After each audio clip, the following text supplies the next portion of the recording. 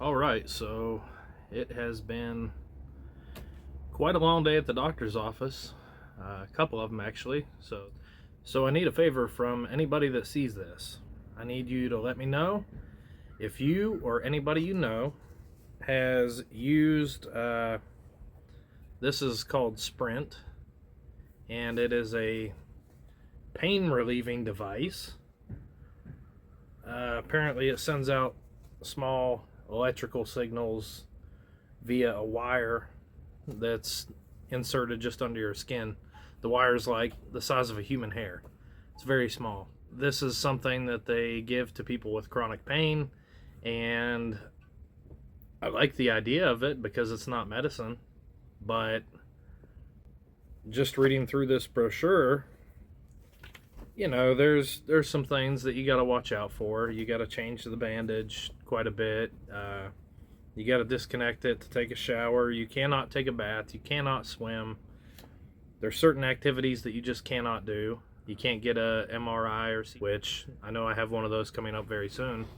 So I really just need to know if anybody knows of these and has had experience with something like this. I'm sure there's plenty of other brands that are out there. I'm really curious on this because I'm not a fan of medicine in general. Vitamins and things like that, sure, that's natural. I want to be on as few prescription medicines as I can. Let's put it that way. This has got me intrigued because I definitely suffer from a lot of chronic pain, and it's not even all that consistent.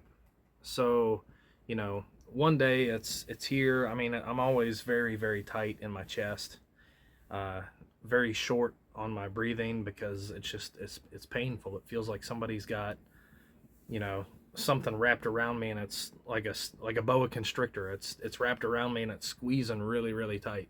That's what it feels like every day.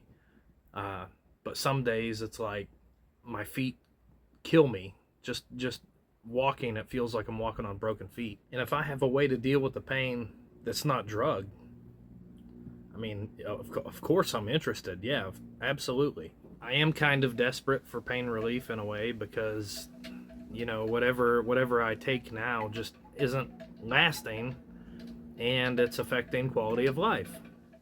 I understand that I'm not going to go back to exactly the way that I was before, but it's not acceptable to me to feel like I'm 20 years older overnight. I had to get out of the sun for a minute. I was getting very hot. But that brings me to my next topic. I had to go get a family doctor, and I had to go in there and I had to say, you know what? I want you to pull some blood work, and I want you to just look at my levels for anything and everything. Because, I gave him my story. I told him, I feel like I should be doing better than I am. Something's just still not quite right. I need help. So please do these tests and we'll go from there. So he did. And I'm really thankful that he did because I just got the results back today. My vitamin D3 levels are terrible. So I can't remember exactly what the scale is, the measurement scale, but the minimum that they say that you should be is like 30, and I'm at like a 13. I don't eat great. My diet isn't wonderful, but it's also not terrible. And I eat a pretty healthy mix of things, between different types of meat, vegetables, fruit. For me to have a super big deficiency of a essential ingredient like that, yeah, I mean, it was kind of surprising. I never would have expected. So I got to doing some research and I looked up vitamin D3 deficiency.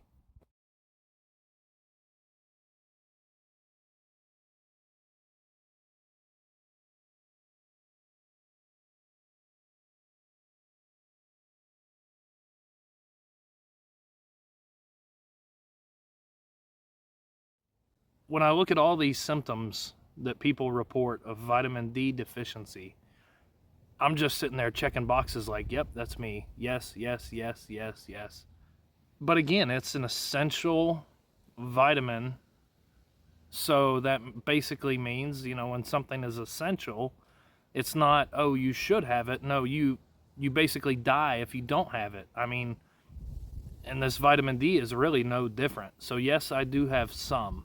I'm not totally empty, but my levels are very, very poor, and we don't necessarily have an explanation as to why. So my doctor asked me if I was doing any supplementing, and I told him, well, you know, before last week, maybe here and there, you know, if I feel a cold or something coming on, of course I'm going to be taking vitamins like it's going out of style. I haven't done it religiously. I do take some, but I can't say that I've taken them on time every time. I haven't been steady with them. It's hit or miss. But once I saw these blood labs come back and my vitamin D levels are tanked, I said, okay.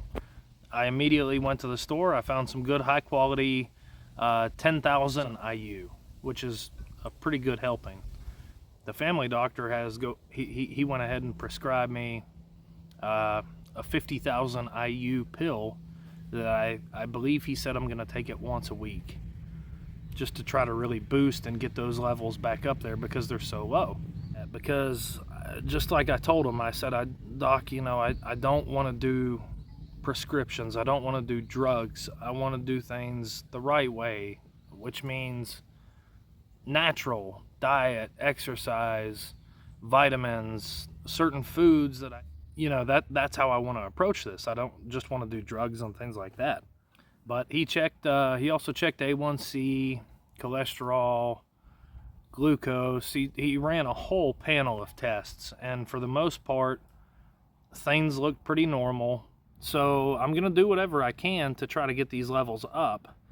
And I'm just really, really excited and hopeful that this is going to do the trick for making me feel better.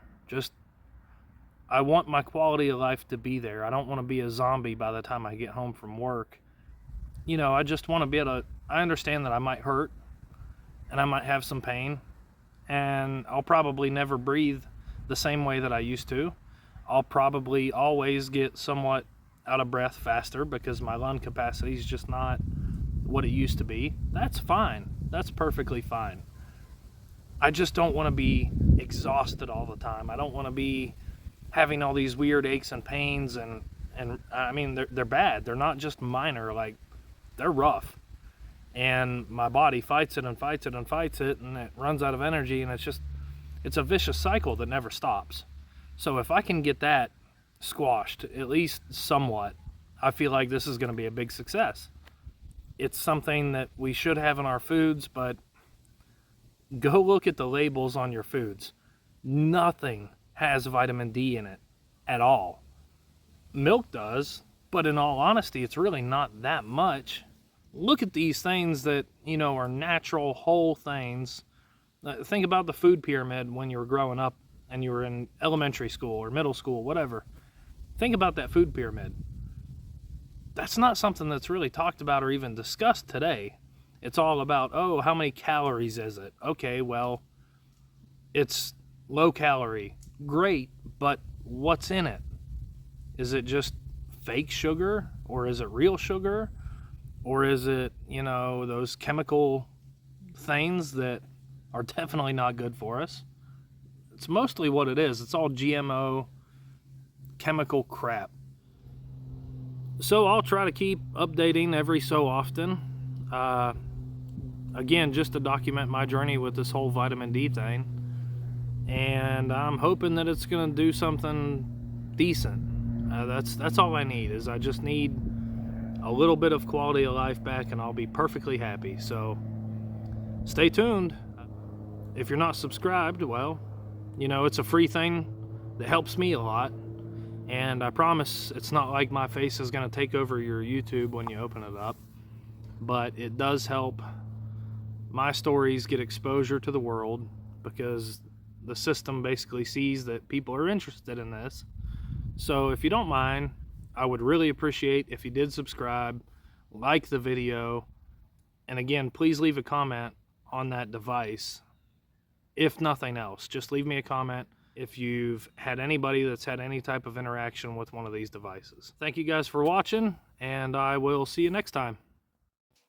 So one thing I'm going to do just to demonstrate maybe why this vitamin D deficiency is actually happening. Let's take a look at some of the food labels in the stores. Let's see what does have it, what doesn't have it.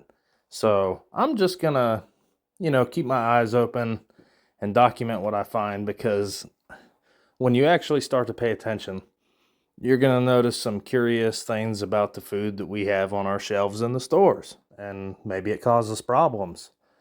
I mean, we're relying on man-made science to tell us the answers to what does aspartame do to the body, or any other food ingredient that you want to talk about. Same thing.